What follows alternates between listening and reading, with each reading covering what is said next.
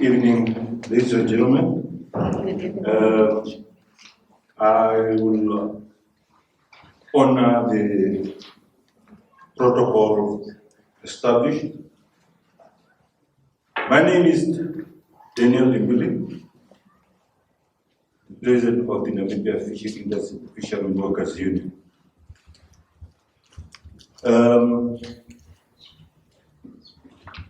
I have listened what the previous speakers had said.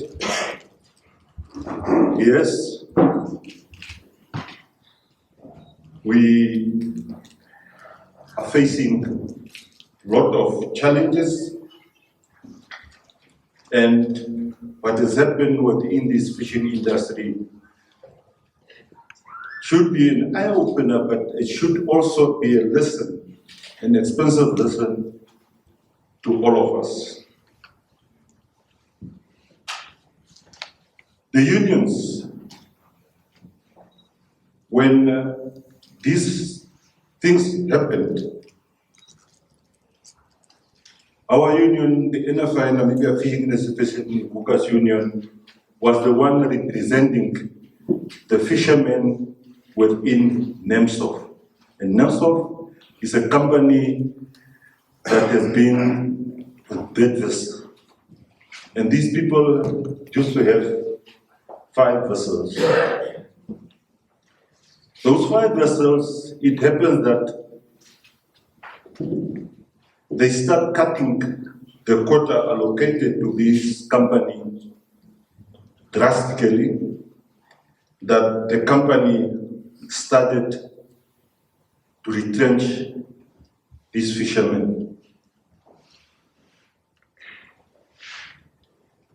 Our union wrote a letter for the attention of the President in 2017, where we were happy for the President to respond immediately,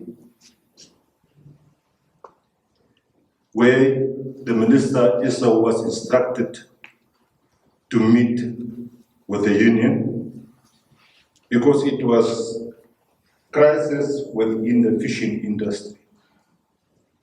When the minister comes and says that there is no crisis whatsoever, the companies start retrenching, and some of those companies who were operating within Namsov group of companies withdrew themselves. All started, the lot of the quota was given to Fishrot. Fishrot was now the company that is holding the quotas for government objectives. And it so went that on the 18th of August 2017, Minister Esau came and had a discussion with us. And he told us that he is implementing value addition.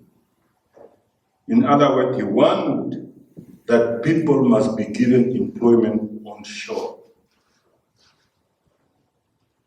And I was so lucky that when this whistleblower entered Namibia, Johannes, he paid a visit at my office and said that they have come and I need to provide him with experienced fishermen. They came with a vessel named Einaste. I did that for him. I called some of the unemployed fishermen and they were employed. Now, the Namibians that time, they went to Iceland because they did not have vessels. They went to the Icelanders for them to come and catch their quotas. And these islanders come in here.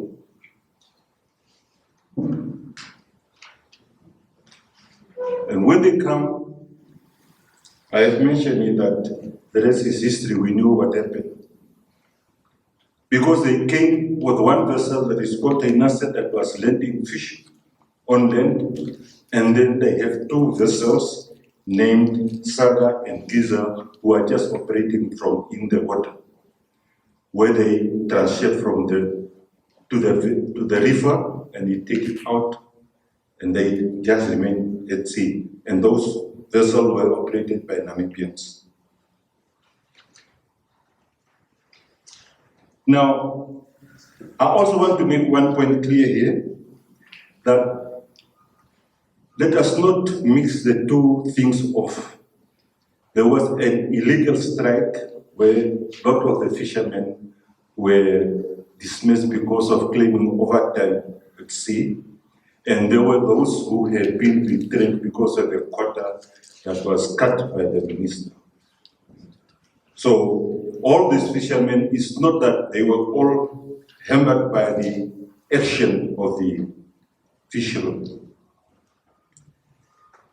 but politics come in and it take its toll. It prolonged the system,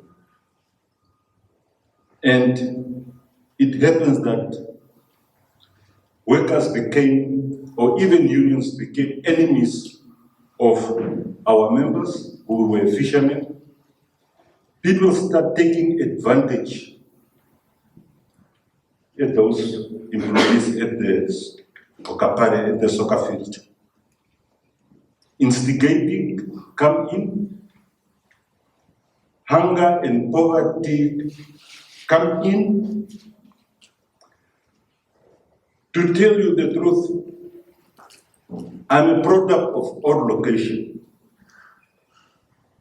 where we came from there to this desert where we call it the Kuisebmond.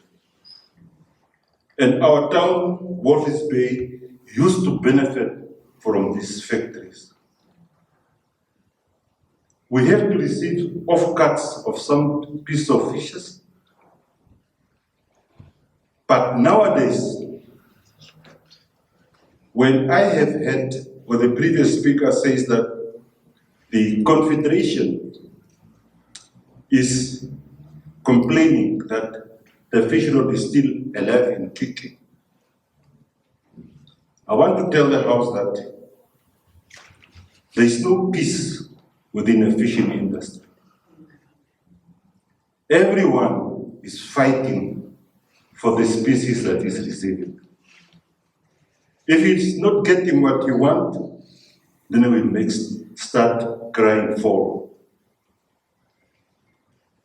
We have been asking them, why don't you go to municipality, get the land, and develop it so that when we are negotiating wages negotiations, we know that there is something that you're giving, what you're plowing back. We all know that Narabal rugby field at the soccer here in Kuisebmond and the one in town, they were the only one was dominated by the fishing industry before independence. And after independence, what did this fishing industry do? What did they do? Nothing.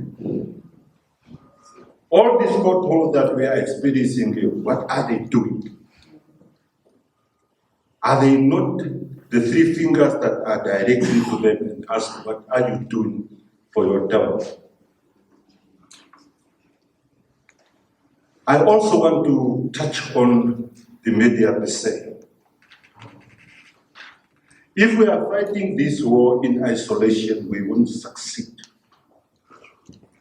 I have seen other journalists, like in South Africa, investigating journalists that have come to seek for information so that he or she can expose the truth.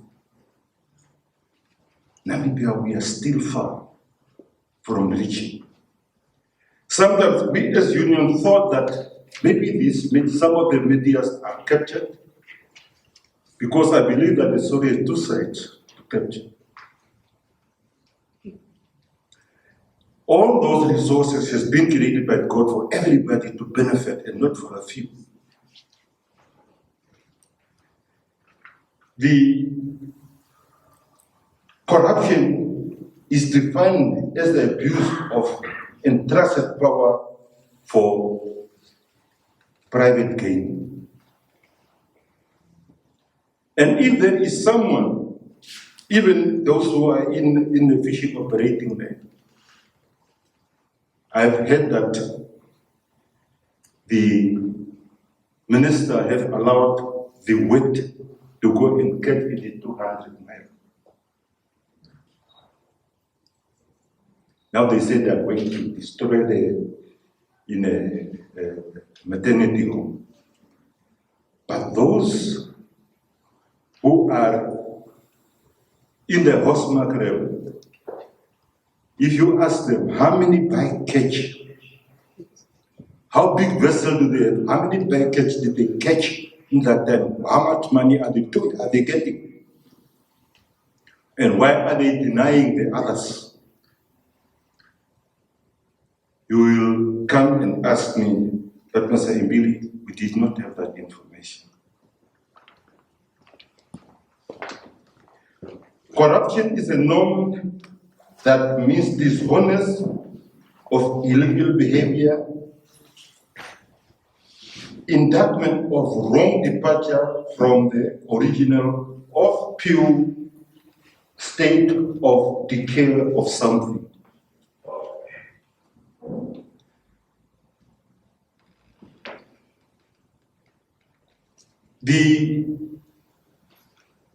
We Namibians, when independence comes, we misunderstood it. We thought that when independence is here, we can get everything for Mahala. We did not ask ourselves, what have we to do for Namibia, and not what Namibia can do for me.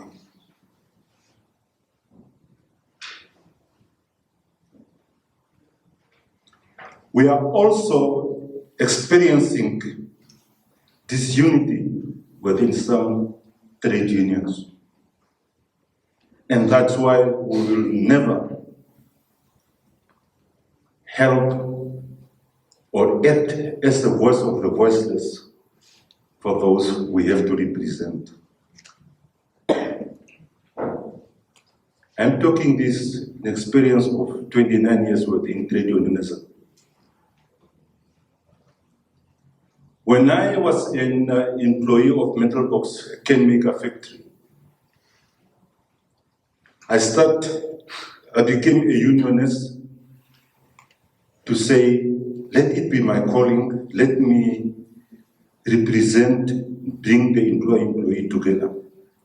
But you find some unionists who are just coming in the field because they need employment and only acting negatively and not have the real objective, what to contribute between employee and employee. And if we do that, we will camp this corruption action out. Madam Chair of Moderator, if we don't, if we are operating in isolation, this small population that we have, we're going to ruin them out. We hear now that some companies are not doing good. When the horse market vessels are going out, now they remain more days than before because the fishing are getting scarce. How? In 1975, when Angola got independent, the pilchard get lost. Since 1975, the pilchards went. There was other species called orange raffy. Orange raffy is gone. Are we talking or are we trying to protect? Because if the minister is not giving quotas out, then the minister is not doing good.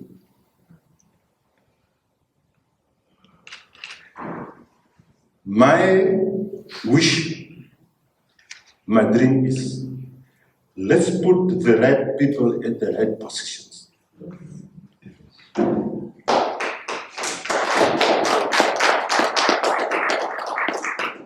A person who knew the industry, the person who was there and who can tell the story as it is.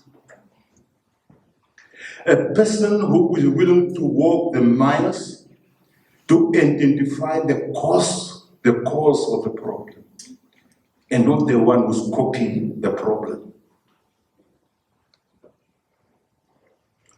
These resources is for every Namibian who lives here, doesn't matter white or black. And if we are not waking up, and that's what I used to say, why should we drive 307 kilos to Windhoek to go and solve problem of Walvis Bay? Why should we drive? What should we call there? While the officers are here, things is happening in our eyes. Foreign vessels are coming in. You told your research vessel does not have diesel to go and investigate. Now you must call the person in Windhoek.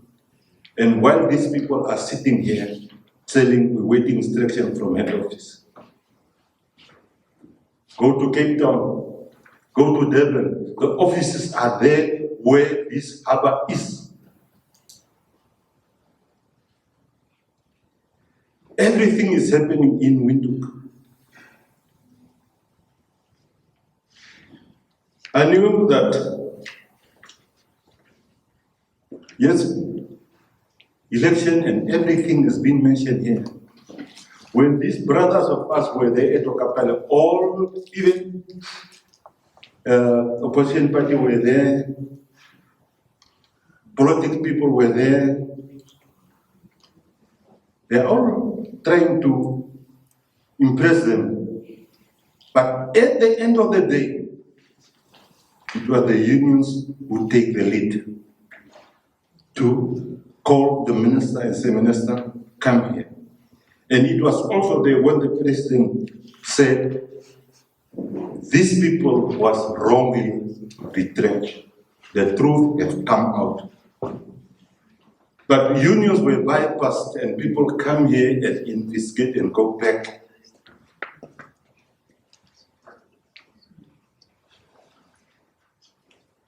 I'm so thankful that we could come, because sometimes we did not have we could not engage, share information that we have. Not even one of the Namibians had come and interview the union. Not even those who are putting up this book have come and intervened. I asked the unions, you guys, where did it start? Where did it go? But I'm listening here. It is some of the information that are leaking. And mark my word, if I could write a book, the experience of 29 years within this fishing industry, I can, but I have no time for that. But I can share my information that I have, free of charge. And then maybe the one who's going to read that book, what Imbili has said, will come back and say, but what did you say? All of these old people who are rested here at the graveyard, who built up this town, they are no more there to tell the story. Because everybody who flocked in have come to make bread and to go back home. They will leave this town as it is when they enter the treatment time. We have some And you know that industry, it was for the whites and the coloreds, the fishing industry.